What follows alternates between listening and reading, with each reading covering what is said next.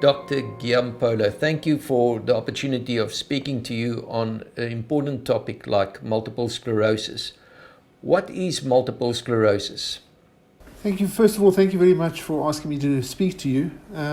Multiple sclerosis is an autoimmune disorder. In other words, your body's own immune system has been triggered, and we're not too sure what the trigger is, to attack the lining around the nerve fibers in the brain. The fatty layers that exist around the nerve fibers are responsible for your nerve conduction along the nerve fibers being very speedy, and that gets attacked in the central nervous system, which is your brain and spinal cord, and not the myelin in your peripheral nervous system. So it's a central nervous system problem, and the myelin and actual nerve fibers get destroyed in little attacks that occur, and some of them repair themselves, some not adequately.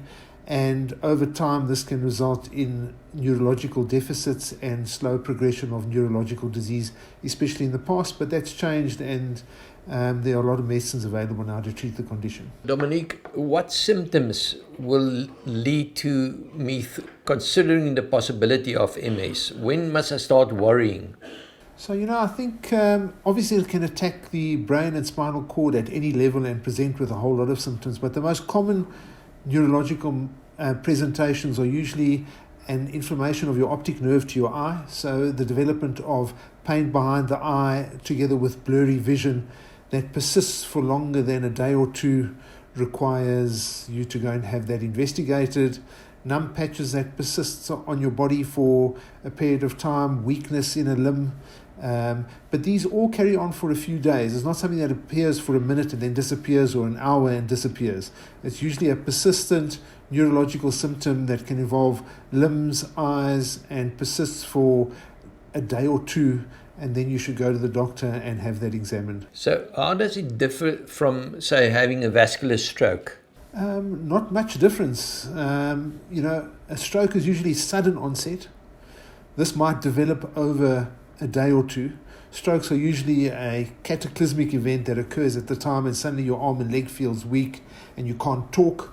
And strokes normally involve the grey matter of the brain, and therefore features like speech, etc., are affected, whereas with the white matter being involved, it's more power and not eloquent symptoms that develop that would occur with a stroke. So if I consider the possibility of MS as a patient, how do I get it diagnosed?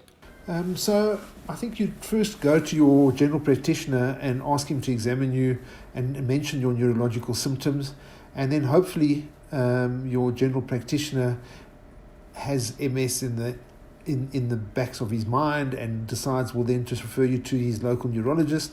Sometimes this is missed. A lot of patients are treated for fatigue and are diagnosed with fibromyalgia and general body pains, and the penny doesn't drop that the patient might have multiple sclerosis.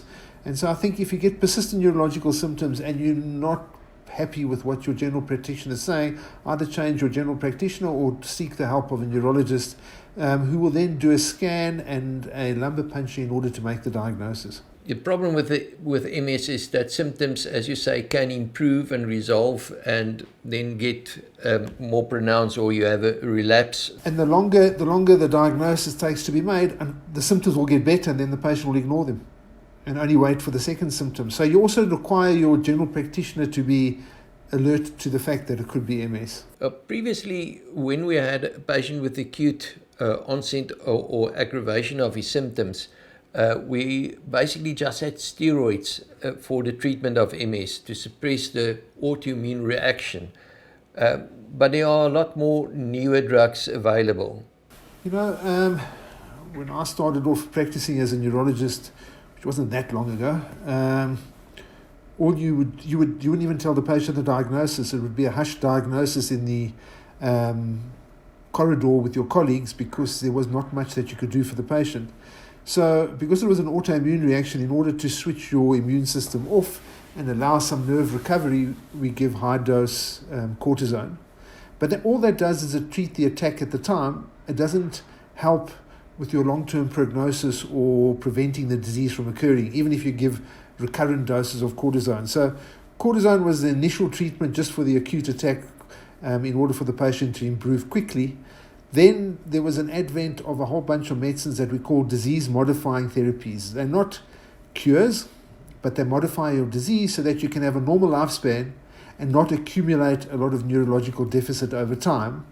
And initially there was just a handful of them, interferons, etc. Now there must be at least 15 drugs on the market. And how the drug gets chosen is governed a little bit about cost.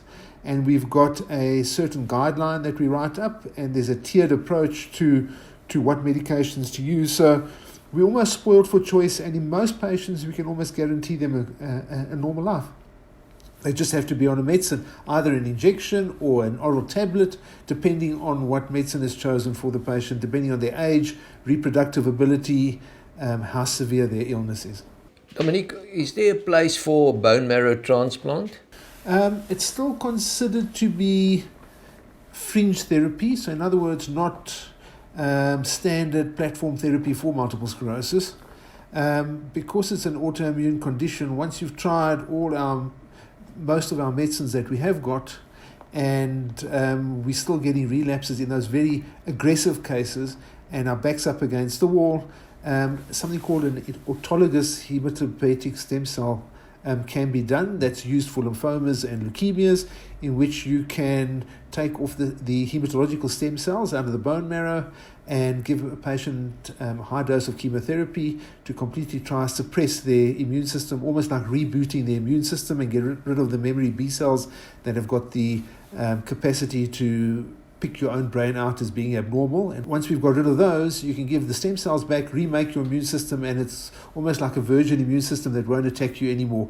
So it is the last resort. There is a 0.1% chance of dying during the procedure.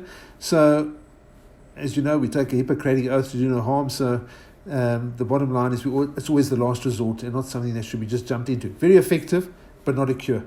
Dominique, if I diagnose a patient today with MS, what's the message that I must give that patient? The first thought for the patient is, I'm going to end up in a wheelchair, and I can give a talk at a patient MS congress with over 300 people there. There won't be one person in a wheelchair.